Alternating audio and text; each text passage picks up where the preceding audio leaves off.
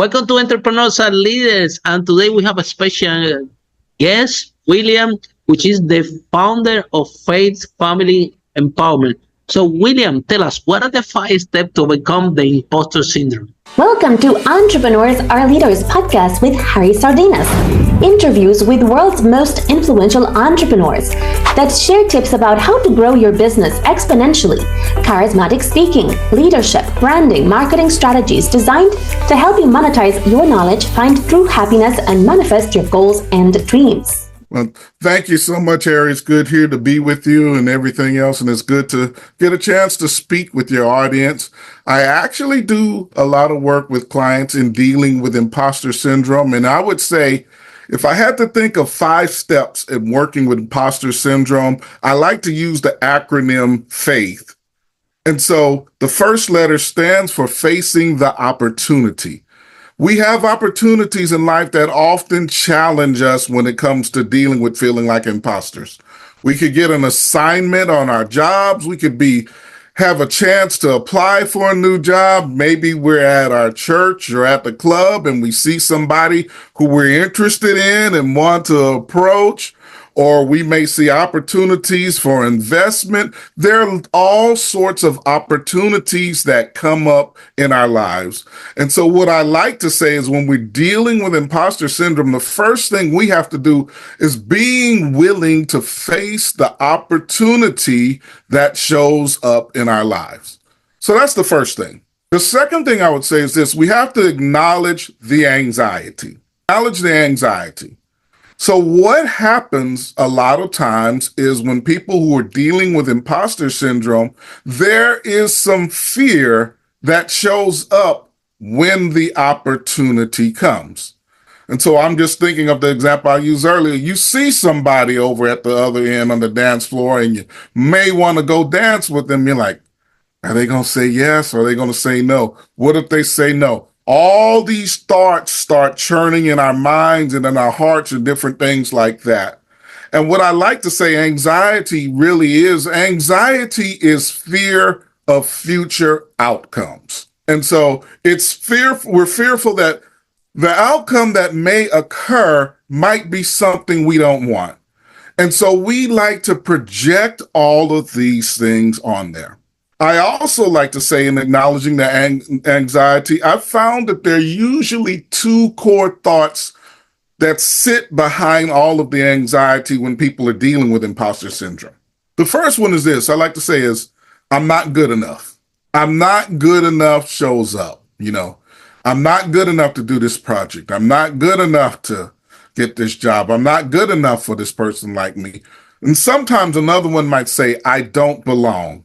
I don't belong in this position. I don't belong in this group. Even people who have had success in business and life, I don't belong in this particular place that I am in life.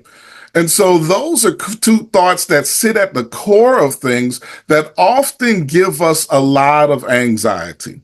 And so what I often tell clients is, hey, we got to acknowledge the anxiety because it exists, because when we acknowledge it, then we can start to do something with it. So the first step is to face the opportunity. The second is acknowledge the anxiety. The third thing I would say is to identify your strengths and supports. Identify your strengths and supports. And so that comes from saying, hey, what can I use that can help me support in this endeavor? So a lot of times when I'm talking with clients, it may be simple things like, okay, let's look at your past successes. What have you done that has shown that you are actually capable? A question that I might ask clients a lot of times is, what lie are we believing? Because sometimes we might believe the lie that we're not good enough. Hey, or sometimes we might dismiss thoughts. Hey, I just got lucky on that last project. Or I just got lucky when I fixed that person's computer system or different things like that.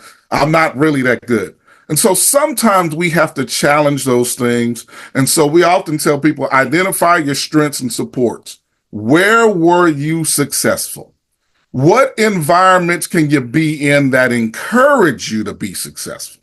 Sometimes that might be going to a therapist or a coach or somebody that helps you with those intrusive thoughts. And so whatever it is, I like to say, identify your strengths and supports. So that's step 3. Fourth step I like to say is take action in faith. One of the interesting things that I have noticed over the years, I say in my own life, but in working life, working with other people, is taking action often reduces fear. Taking action reduces fear because it allows us to make a commitment in a certain direction. So I even think about like when I started my own business here, doing counseling work with people and different things like that. I had to take some actions. I had to do things to go out and reach out and do this. I remember, I think it was a critical period, early COVID time. Business was going a little slow, and me and my spouse were having discussions about, do I continue this? And I said, hey, just give me a little more time. We did some things, marketing and different things like that, but his business started growing and growing and growing. In other words, it had to take action in faith. Because when we take action in faith, that puts us in a direction. And what I found a lot of times, it's the initial push in that direction that makes the difference. Because once we start to be committed to that direction and moving in that direction, then a lot of the fear begins to step away or slide away because you're busy focused on what steps that you have to do. And then the final step that I like to say is to honor the opportunity. Honor the opportunity. I look at it in 2 parts. One, I like to say celebrate success. One of the things that happens with people who struggle with imposter syndrome is they often dismiss success instead of celebrating success. And so I say, whatever little success you have, learn to celebrate it, honor it. Look, reward yourself. Go get yourself something to eat. Play your favorite music, dance, do something, eat a dessert, have some fun and celebrate it. Because one of the things about celebrating success is that it allows you to see, hey, I was good there. Hey, I did accomplish that project. Hey, I was able to go out with this young lady or whoever this person is. Celebrate success is important. And the other part I like to say about honoring the opportunity is to reevaluate. Always reevaluate because there are lessons to be learned. There are lessons to be learned after we complete every project. There are lessons to be learned whenever we apply for jobs. There are lessons to be learned whenever we try to go out for people, when we do presentations, when we do things. There are always lessons to be learned and always to get better. And I often tell people this, whether it's quote unquote successful or not, there are lessons to be learned. And those lessons that we learn help us to grow and develop and become better people. So that's a little bit, I'd say, 5 steps on how I work with people dealing with imposter syndrome. William, that's amazing. Because this is one of the biggest fears that human beings have. I'm not good enough. Or who am I to talk about this? So I remember the other day somebody came to me and they told me that they wanted to write a book about shares and stocks. And he told me like this, oh, who am I to write a book? And I told him, well, you're not writing this book for Warren Buffett. You're writing this book for people like me that don't know anything about the trading. So the imposter syndrome is something that we human beings, we all have. It never goes away. It doesn't matter how big the game you play. It's always there. You actually have to learn to deal with it because in the back, it's always this mindset, am I good enough? Or who am I to be claiming this?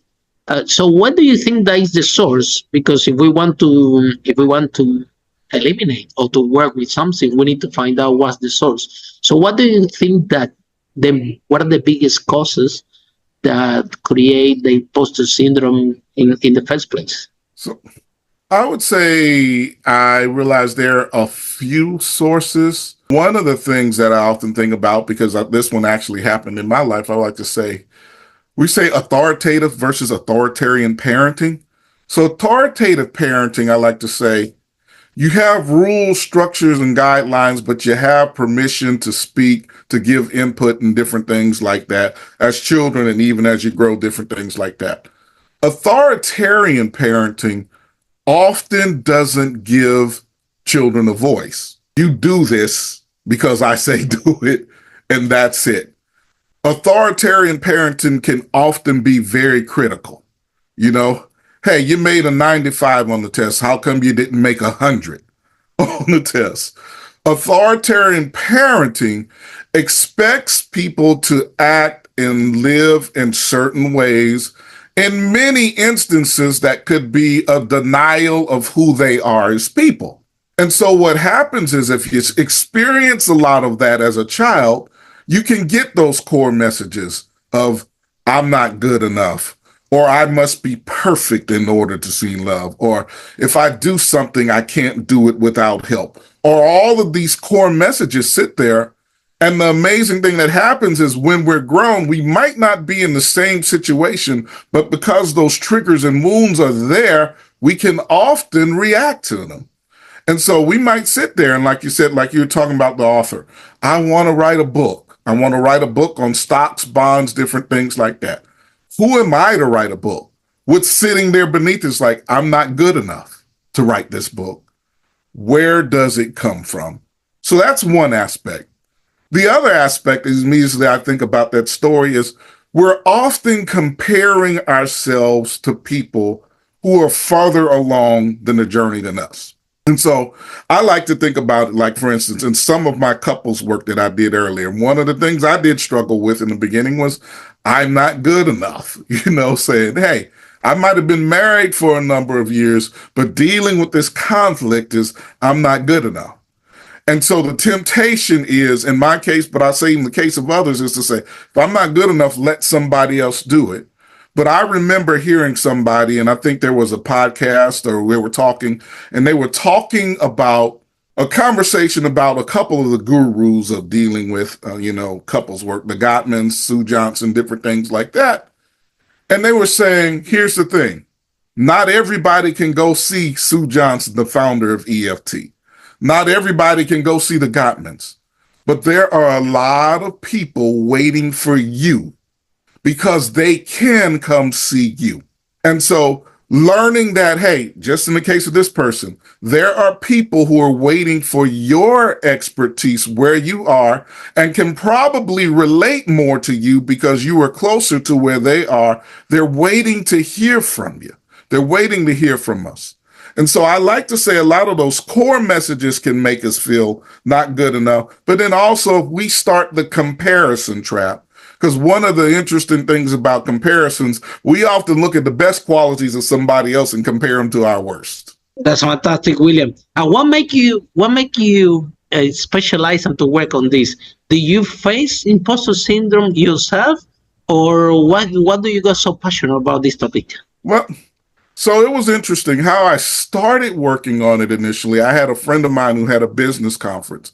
And so I presented at our first business conference on how to care for yourself well and different things like that. And I think she was doing some coaching and preparing for her next conference. She calls me on the phone and she says, William, I want you to speak. Okay. What do you want me to speak on? I don't care. I want you to speak. Just something business related. And so I sat there and thought about it and thought about what could I speak on? And one of the things that did come up was imposter syndrome. One, because of my own experiences, but then two, because I've talked with other clinicians with experiences.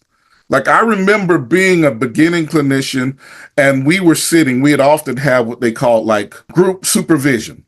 And so like the senior people in the company, senior clinicians and stuff would talk to all of us and we'd do case studies and different things like that. And a common theme that was surrounding all of us in those beginning years is we were all thinking we're not good enough. And one of the things they would often remind us of is say, hey, you have master's degrees or you have doctorate degrees in a lot of this information. You are already much more educated than the rest of the population.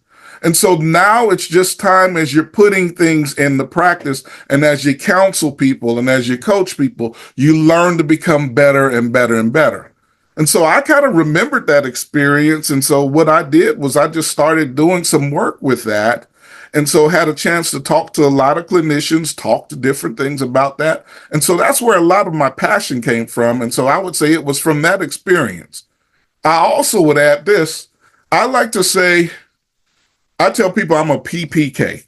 So that means my father's a pastor and a policeman. And so the joke that I have was he was the heavenly and the earthly law. so and so because of that, he just kind of, he was doing the best he could, but he could be pretty strict at times. And so I did have that authoritarian parent. He was the one who often said things like, hey, you made 5 A's and 1 B. You need to do better. That B was not good enough. You got to do better than that. He was the one who said, hey, you made 90 on the test. How come you didn't make 100? He was the one who did those things. And so because of that, I developed what I call this internal critic at times. And so the internal critic didn't celebrate the accomplishment. It often looked at what I did wrong. And the problem with that is there's a lot that has been accomplished, but I could miss that to focus on what wasn't good enough. And so my passion comes from, like I said, the experience with the clinicians and working with people, working with clients, but then it also comes from my life story too. Yeah, I agree with you, William, because my girlfriend, right, she comes from this authoritarian environment, and you will see it's amazing because she has been on top of a class all the time, right, studying really hard to prove that she's enough. Teaches on top of the class. Teacher thinks that it's not good enough, that she can do better.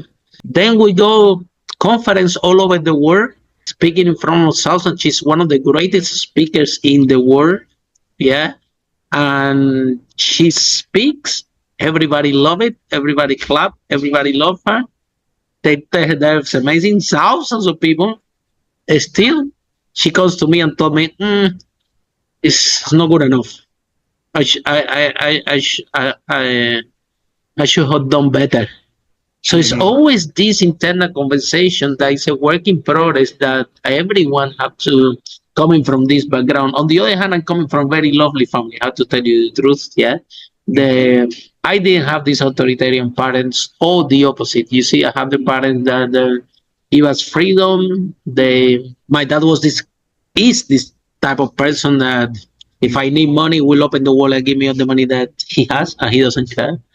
And my mom was kind of the same. So they were very, I grew up with a lot of love, with a lot of, we can talk freedom. If I want a bicycle, they will buy me a bicycle. Whatever we want, we have it. It was a lot of love. And, well, we did have and I was a little bit naughty at the school, to be honest, because I'm a visual. I'm not an auditory person. The education system is basic. Is listen only orientated. So basically, if your listening mode is the best way if you learn, you engage in classrooms and you get highest mark. But if you're a visual like me, I need to see objects, color, otherwise I get distracted very easy. Yeah. So I was very naughty at school because of that. I'm a visual person, and therefore I remember that. Well, we did have some challenges. I mean, I remember my mom telling me, make sure that you pass the exam, you have to take the highest mark. It was not that difficult, to be honest. So I studied a little bit, we passed it. But overall, I didn't have this pressure. You always have to do better. You always, good enough. Yeah. So, however, my girlfriend had different experience. She was beaten up when she was a kid to perform better, but the grandmother, it's not the grandmother doesn't love her, she didn't know any better. There is no blame here. It's just what happened to us and how we are able to work on ourselves to overcome that. Do you understand? Like your dad, you see, you can say, well, my dad was very authoritarian. Well, he didn't know any better. He's a police. So he needs to know the level of discipline in order to survive, because without discipline, he might die on the street. So he doesn't want you to die. So he wants you to have discipline. There's nothing wrong with, however, the way that you read that in your internal life completely different. You are like, oh my God, I had to I had to be perfect, but you need to consider that if are not perfect, he might die on the street. You understand? Oh, So definitely. that's the way he saw his life, and that's the way that he wanted to protect it, right? So bottom line, here we are with this our experience of life, and there is nothing wrong with our parents. The way that they love us, they try their best based on their own experience. So my girlfriend had very strict experience. She was beating up a lot, and but that created huge blockage in her development. That is still she has worked a lot on this, and otherwise she won't have the level of confidence. You were talking about speaking. Imagine she was speaking from south. She has spoken from thousands of people, but that was not the case Mhm. 7 years ago. She couldn't even raise her hand in the conference. So a lot of work took place. Now, the most important thing is that you took the decision that you do have to work on yourself because you are the only responsible to go through this process. And I think because you did start to work on yourself and you managed to become that challenge for yourself, you thought that was a very good idea to go out there and help other people. And maybe you thought that you're going to find a few, but I can tell you because I do this for a living, helping entrepreneurs to overcome the fears, that this syndrome is everywhere. Is a huge percent of the population that have the fear, uh, not even from the authoritarian parent. The other half also he have it because maybe it was not the parent, maybe it was the school teacher, maybe it was a grandparent, maybe it was someone there. And if they can get you, that's it, you're done. This day you die and you become a machine. You become a machine to prove that you are enough. You're not a human being anymore. You're not a person anymore. Everything you do in life is to prove that you're enough. And it's hard to live that way. So when do you decide that you're gonna take responsibility to work on yourself? That when do you realize that I think something wrong with me? Why this person is asking me to speak on stage about my experience? Why I have this fear? Why I have this sense that I'm not gonna do well? So when do you decided that was time to work on you and to decide that there is something not something wrong with you, but there is something that I should work on because I shouldn't have this fear and I have it. Well, I would say, in my experience, I've always been the type of person who's been interested in personal growth, period. And so, probably throughout my life, as I'd say, I've been doing things to kind of help myself grow. And even when I took the opportunity to even begin speaking in different things like that, one of the things I thought about were opportunities that I missed over the years. So I actually remember back when I was working in corporate America, I used to work in telecom years ago. And one of the things I did was tech support. And there was this opportunity that came up in the research department that actually they were doing research on two products that I supported that I often fixed. And I was thinking, man, that would be a perfect position for me. I actually know both of these products. I'm an expert on one and I know enough about the other one to be pretty good about it. And I remember talking myself out of it, using one of the phrases that we often use, it's probably imposter syndrome, is like, yeah, but I don't know everything about it. And so I started thinking about that, and I started thinking about, hey, what other areas have I stopped in? Thought about another opportunity, and this actually happened back in college. I was at a church, me and some friends of mine. They taped like all the Sunday school different things and stuff like that. And what happened, the Sunday school teacher was not there.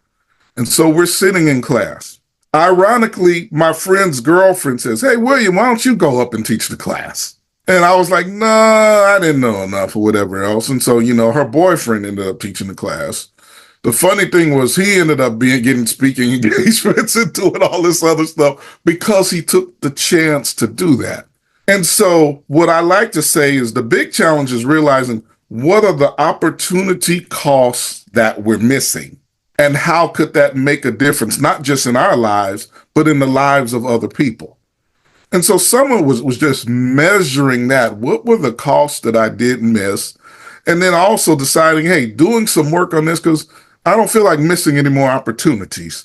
I Very want to good. be able to use my gifts, my talents, abilities just to help people. Very good, William. And this is, I think, now you hit in the core thing of what we're talking about, because a lot of people out there miss opportunities starting from entrepreneurs, and that was our case. That was our case. I used to go to with Lily, my girlfriend. She's in the back in this screen. She's the lady dressed in red. So I used to go to conferences, and back then I have a property business. We managed to sell over 5 million in that business, but we were growing the business. I was growing the business, so and Lily was a manager, and I'm taking her to the conferences. And then it's a property convention. You have over 1,000 people there, and then the speaker said, "Okay, who has a question?" And I'm always raising my hand because I'm thinking, "Wow, this is an amazing opportunity for free publicity," because you raise your hand and you say, "My name is Harry Sardinas. I'm the founder of this company. We specialize in this, and this. Here is my question." So it was a very good way of you to promote yourself and at the same time contribute to the conference. And that was amazing. And I always saw this like a huge opportunity for you to promote your business.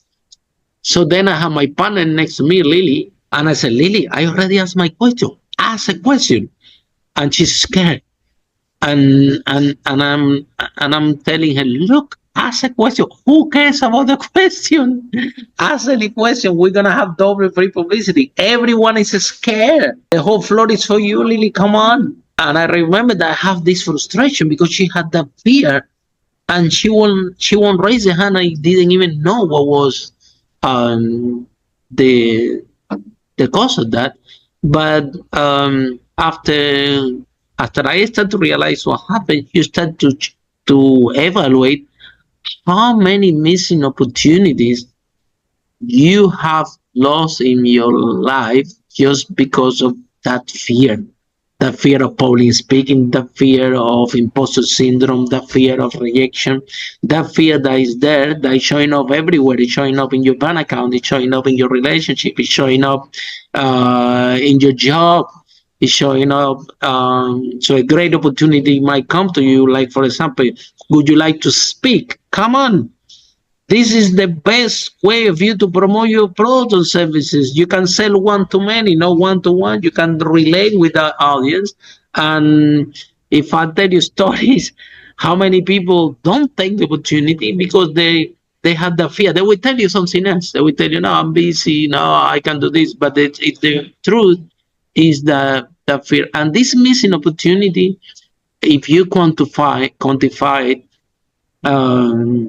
it's a lot of money that people leave in the table, a lot of better life that they might have, and right that they expand on the life they contract into this. I think that one thing that I talk about a lot and contribute this a lot as well, and this is for everybody, is that the fear of public speaking, right? The biggest fear a human can have, which it comes very, very attached with imposter syndrome. But when we analyze the root of that fear, it's very simple, right? When we are 3, 4, 5 years old, to every single human being in this planet, you went out and talked to the stranger, and what your dad and mom told you, "Hey, don't do that. Don't talk to strangers. Never talk to strangers. Come to me." So imagine from the from the people that love you the most, you will receive that. And if you go to school and then you go out of the group and start to talk with one stranger, of course the school teacher also will tell you, "Hey, don't talk to strangers. This is bad. Don't do it." So it's very embedded in our unconscious mind that talking to strangers is bad. And it's true. When you're a kid, we shouldn't be talking to strangers because it could be dangerous. But when we're growing up, it's completely different ball game. If we don't talk to strangers, we don't have ability to. I mean, selling, if you have a business, is talking to strangers. Growing a business is talking to strangers. Getting a better position at work is talking to strangers. Is stepping up. Is raise yourself up, which is something that we had the fear of imposter syndrome. If we have the fear of public speaking, we have the fear, then we just losing opportunity and our game becomes smaller and smaller and smaller and smaller. I'm glad uh, that we're having this conversation, because regardless that I did have we can say, like you described it, more type of confidence to go out there and speak with strangers, because I was always easygoing. All the fear of imposter syndrome, yeah, even for this podcast, right? Mhm. It was my girlfriend who was encouraged me. Let's do this podcast. Let's do it. It's gonna be amazing. And honestly, has been amazing. Way better than what I thought. Yeah, and we have a lot of positive feedback and reviews all over the place. And however, it it took me like 3 months to actually prepare myself mentally, because as soon as the podcast comes, I'm like, who am I to do the podcast? My English is not good. I don't pronounce properly. I'm not particularly good looking. Yeah, I'm bald, chubby. Who's gonna come to see me for what?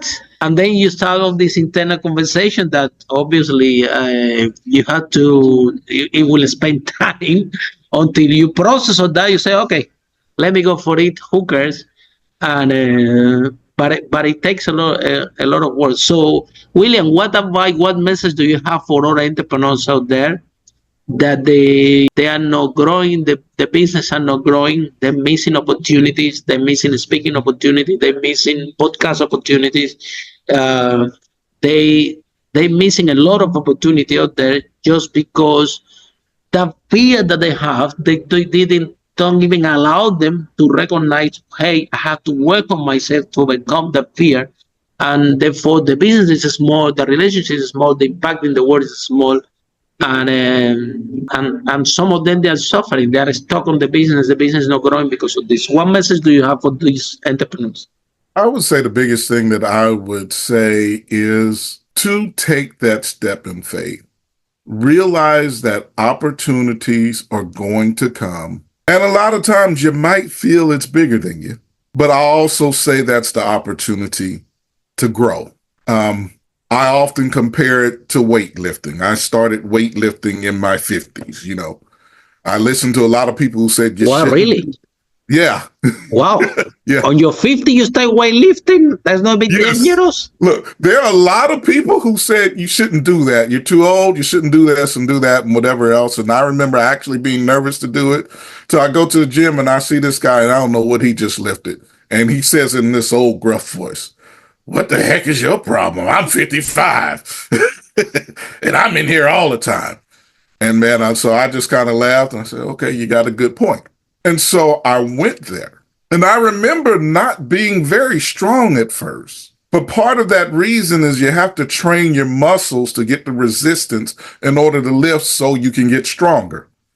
I would say that's the same thing in business. Part of it is you're training yourself to grow and get stronger. And so those opportunities are the chance to deal with some of the resistance and some of the worries in life. So it's an opportunity to public speak. Well, if someone gave you an opportunity, they saw something in you. Do you see it in yourself? Well, if you're worried about seeing it in yourself, let's talk about what's going on in you. Do you feel you don't belong or you feel you're not good enough? What would happen if you try? And so those are the things I tell people. What happens if you try? Because most of the time, we're either finding success at a much greater level than we expected, or we're learning something that helps to make us better.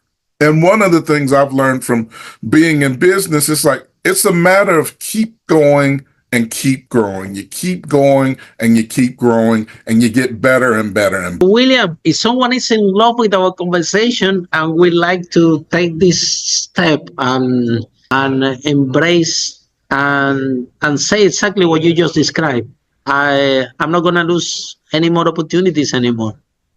I deserve better, and I'm only the only person that can take this decision is you, because we are responsible for our decisions, and we all, if we all look at our lives, it's a reflection of the decision that we made. Like I think that I used to live in Spain. After I finished university, I lived there in 5 years, 5 years in Spain, and then I decided to come to London and to start from scratch. And it was the best decision ever that I made, because London was a more dynamic city in order to start a business, to grow a business. It was way more opportunity. Whereas Spain, I find it was everything more difficult. You want to open a company, it takes longer. You have to pay a lot of money, X, Y, and Z. Whether in the UK, it was just like that, and it was more dynamic. So, and I managed to start my business and grow it in London. I don't think that it would be way more challenging to have this in Spain. So the decisions that we take in our life have a great impact in how we're gonna live this life. So if somebody's in love with this conversation and they don't want to miss more opportunities, and they want to embrace overcoming the fear of I'm not good enough, overcoming this fear of that imposter syndrome. So how people can contact you, how this process works? Can you share a little bit more about this? Yes, I can. So I'll first give you the main website, because my speaker website goes off of that. So www.faithandfamilyempowerment.com. We do, like I said, work with helping couples navigate conflict, but I also help people dealing with anxiety and imposter syndrome. If you want me to come speak for you, you can actually click on the link that says speaking there, and it will take you to my website, www.williamhemphill2.com. And there's a link on there where you can say book William. You can put information, what type of engagement you're having, what you'd like. I do some workshops on imposter syndrome, but then I also will do some keynote speaking on imposter syndrome. In addition, we also do some work sometimes with helping couples and relationships. And so that's how you can work with me. Thank you so much, William. Has been fantastic. And for all of you listening and following our social media, see you in our next steps, next chapter of Entrepreneurs. Our brave entrepreneurs like William break that wall and make business that make a world a better place. Bye for now. Take care, everybody. Follow us for more on charismatic speaking, leadership, exponential business growth, branding, marketing, strategies designed to help you monetize your knowledge, find true happiness, and manifest your goals and dreams.